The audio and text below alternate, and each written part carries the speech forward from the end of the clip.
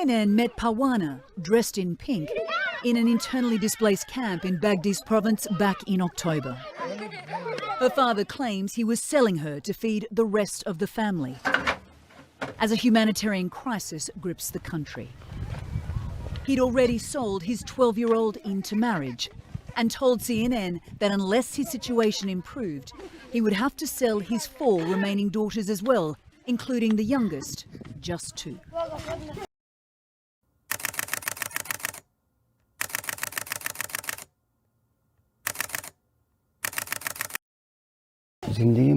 If I didn't have these daughters to sell, he asks, what should I do? Pawana's buyer, who lived in a nearby village, confirmed he was taking the 9-year-old as his second wife.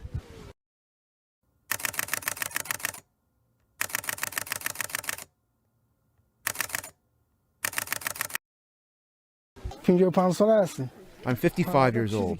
I have a wife with 4 daughters and a son. I bought her for myself. I will wait till she becomes older. CNN was granted rare access to film the final payment and handover. The buyer asked for it to take place at a house in his village and not the camp for security reasons. He paid a total of 200,000 Afghanis, just over $2,000 for Pawana, in land, sheep and cash. This is your bride, please take care of her, says Pawana's father. Of course I will take care of her, replies the man.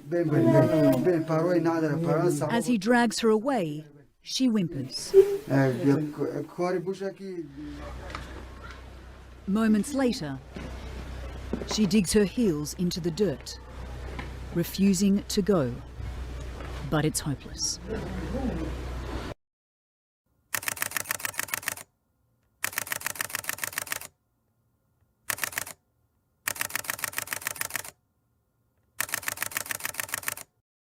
Even the Taliban told CNN the practice is forbidden. I request everyone not to sell their children. Child marriage is not a good thing, and we condemn it.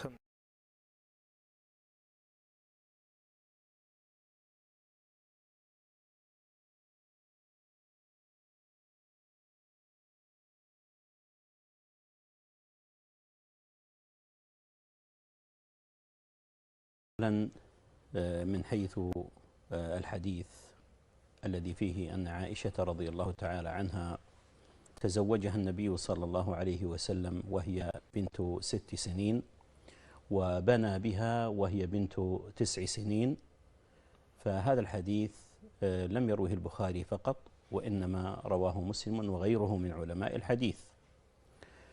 ولا أعلم أحدا من أهل العلم شكك في سن زواج عائشة من النبي صلى الله عليه وسلم. لا أحد من أهل العلم، لا أحد من أهل العلم شكك لا من السابقين ولا لا من السابقين ولا من اللاحقين، سوى من يثير من الذين ظهروا في وسائل الإعلام في هذا العصر، ممن لهم شيء من المآرب التي ربي يعلمها وسيحاسبهم عليها. ونحن نعلم خطورة وسائل الإعلام وأنها قد تعمل من الحبة قبة، وقد تصنع من لا شيء أشياء كثيرة. على كل حال نحن يهمنا أن نجلي الحقيقة في هذه المسألة. فأقول هذا الحديث ثابت في الصحيحين،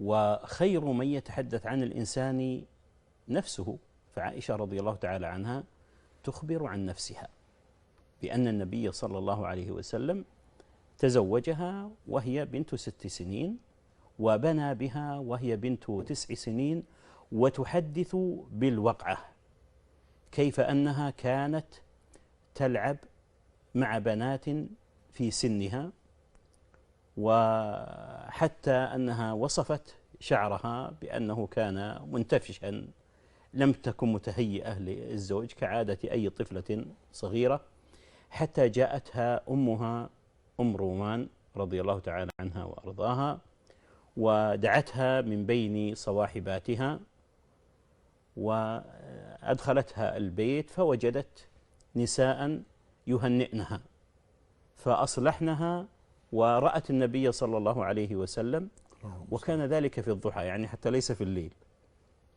فأسلمنها للنبي صلى الله عليه وسلم، دفعناها للنبي عليه الصلاة والسلام، واستمرت معه رضي الله تعالى عنها وأرضاها حتى توفي صلى الله عليه وسلم عنها.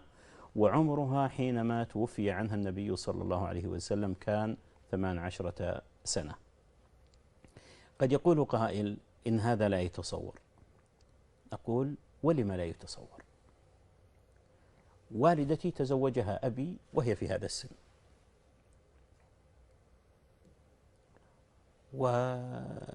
ومكثت فترة كما تحدثني، وهي لم تعرف ما يعرفه النساء من الحيض، وما ولدتني إلا بعد زواج أبي بها بقرابة يمكن 5 أو 6 سنوات، وهذا دليل على صغر سنها.